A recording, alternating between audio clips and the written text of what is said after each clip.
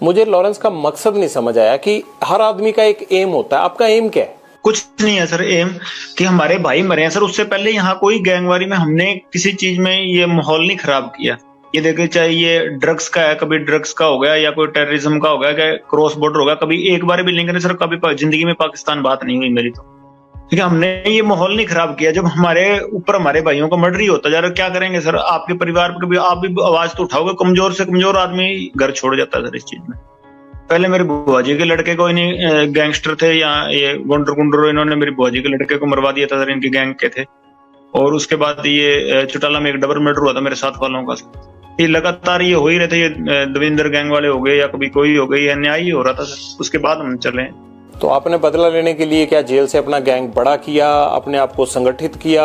Student politics में था तो सर्कल था, हमारे भाई थे सारे आपस में। तो एंड में हमने डिसाइड किया कि अगर हाँ वैसे हमें नहीं रुका जा रहा, किसी कानून से नहीं रुक रहा या पुलिस से ये चीजें नहीं रुक रही, तो हमने खुद हथियार उठाने की सोची। वो गैंग नहीं थी उस टाइम, तो सारे पढ़ने वाले थे। जैसे संपत था वो स्पोर्ट्स करता था, डेकैथलॉन खेलता था सर, 15-16 नेशनल के मेडल हैं सर उसके। तो जो साथ में दोस्त थे पढ़ा करते थे, फिर हमने खुद ही हथियार उठाने की सोची। मैं तो अंदर था, तो जो मेरे भाई थे बाहर, उन्होंने प्रयास किए थे।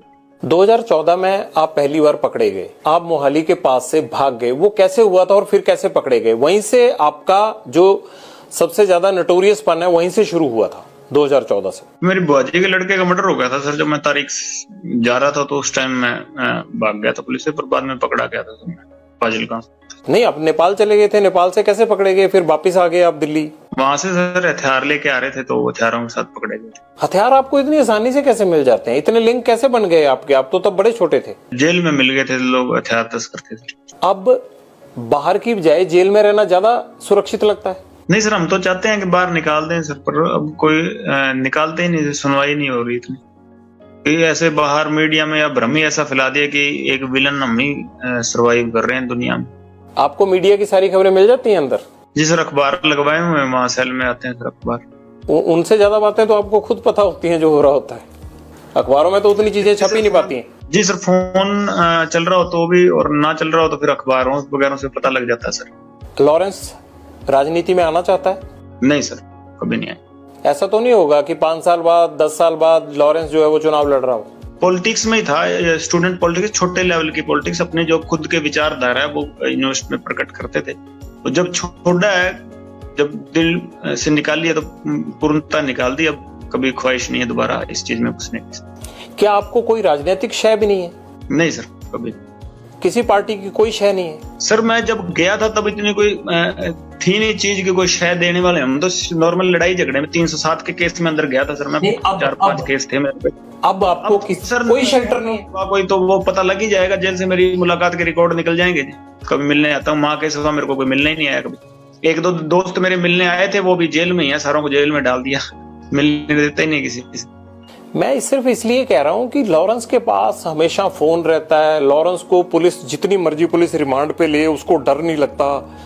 तो मुझे ये परेशानी हो जाती है बार बार आपसे बात करते हुए कि यार इस बंदे को जेल से डर क्यों नहीं लगता? फोन तो अब ये भरतपुर था जो मैं 2 साल मेरे को आइसोलेशन में रखा। कोई कानून ही नहीं कहता आइसोलेशन में रखा, रेटें लगाई, किसी ने सुनवाई नहीं की।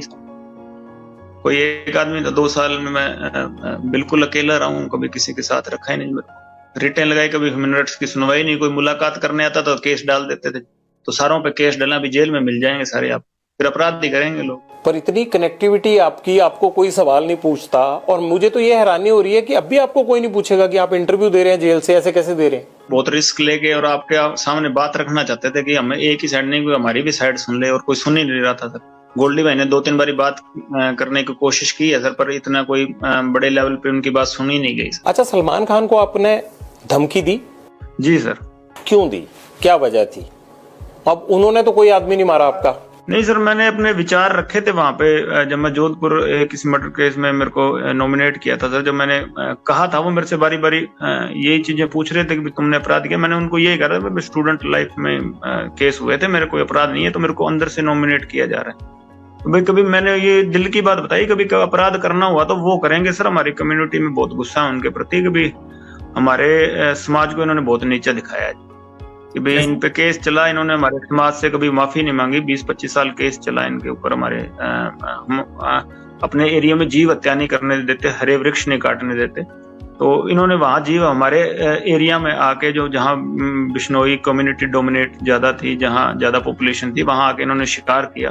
तो हमारे कम्युनिटी में गुस्सा था, तो हम चाहते थे कि हमारी कम्युनिटी से माफी मांगे। इन्होंने हमें थोड़ा नीचा दिखाया, तो हम बचपन से इसके खिलाफ मन में है सर।